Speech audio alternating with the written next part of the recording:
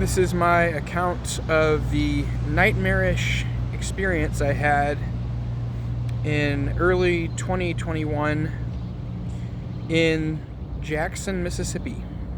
I was preaching outside of a strip club, and soon after I got there, a man who seemed to either be a valet for the strip club or an employee of the strip club,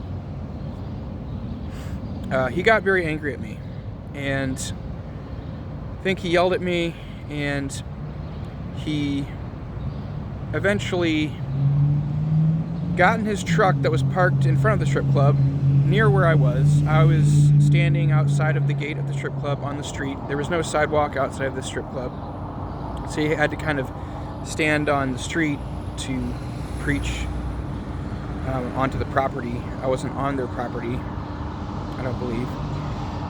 So I was very near the street, or on the street, and he decided to get inside his truck that was parked not far from where I was, alongside the strip club.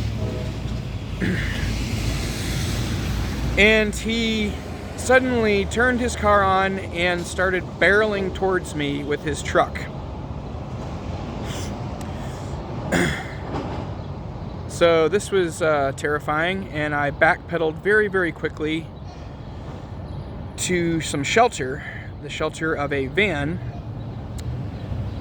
that was parked on the same side of the street that his truck was driving on. And the van, I got between the van and the fence of the strip club. The strip club had a fence that I had been preaching through, and so there was very little space to go anywhere. I had to take shelter behind. It was the best option to get behind the van, and so I backpedaled very fast as this guy was driving towards me, seeming like he either wanted to hit me or make me feel like I was about to get hit. And if I had tripped while I was backpedaling, he may have actually seriously injured or killed me. So after I was behind the van, I decided to go across to the other side of the street to be in a safer position and to preach from there. And so I did. And I think at this point he had either gone back to the strip club. I think he probably went back to the strip club at this point, but he heard me preaching again, and so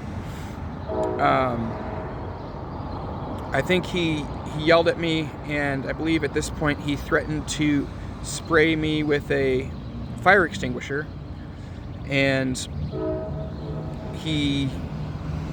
I believe he went and got the fire extinguisher, that's what it seemed like he was doing, and then he walked back out to his truck with it.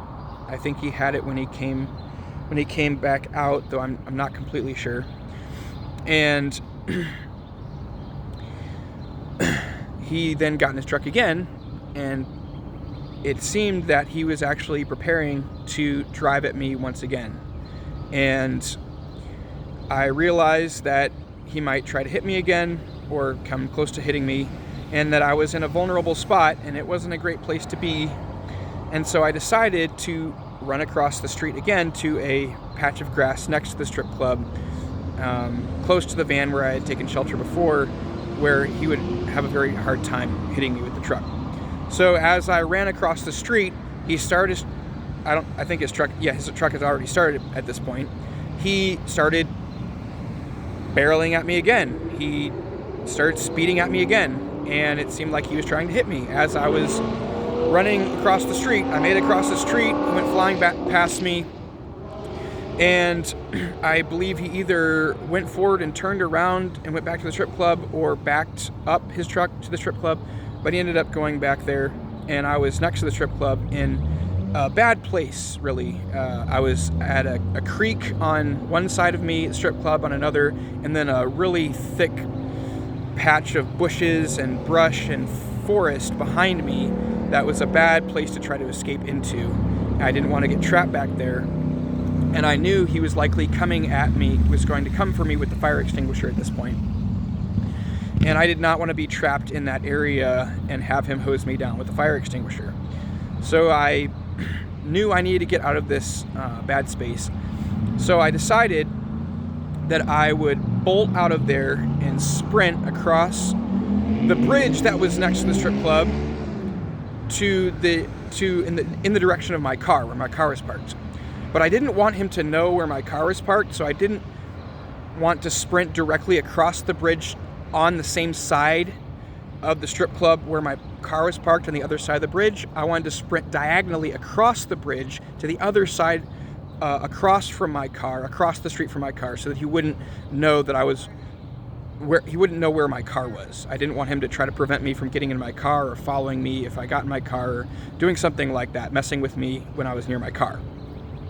So I started sprinting across the bridge, across the street, diagonally, and as I did this, I heard him come roaring after me in the truck, speeding after me, and I'm thinking, wow, I could die right now. If I don't run fast enough, this guy actually might hit me and I could die.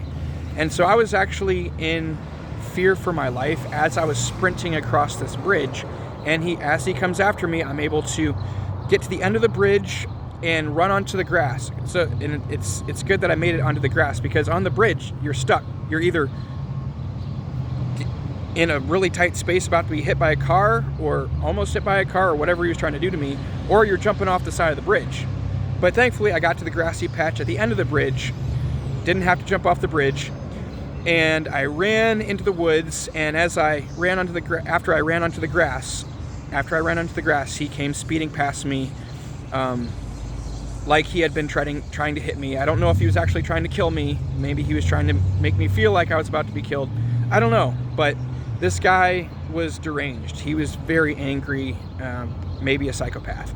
And I ran into the woods and hid in the woods and watched him from the woods as he drove his truck back to the strip club. And I didn't get any more trouble from him that night. He didn't know where I was, I don't believe, or at least he didn't want to go into the woods looking for me. If he probably did think I was in the woods, but he seemed to not want to go after me at that point any longer. And so I waited a while. I called 911. The person I spoke with on the other end was very unhelpful, and I think I ended up waiting for a while to talk to somebody. Just a terrible 911 experience. And then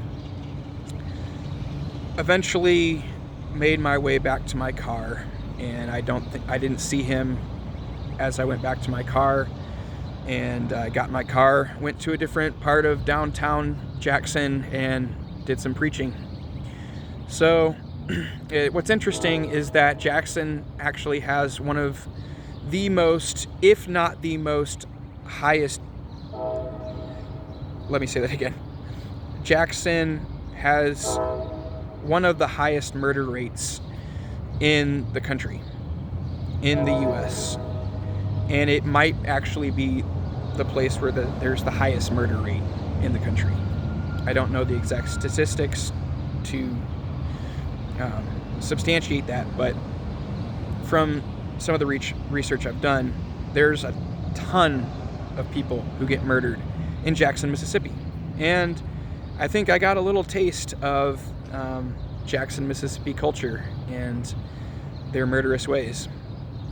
So that's my tale, the most intense time I've ever experienced while out street preaching.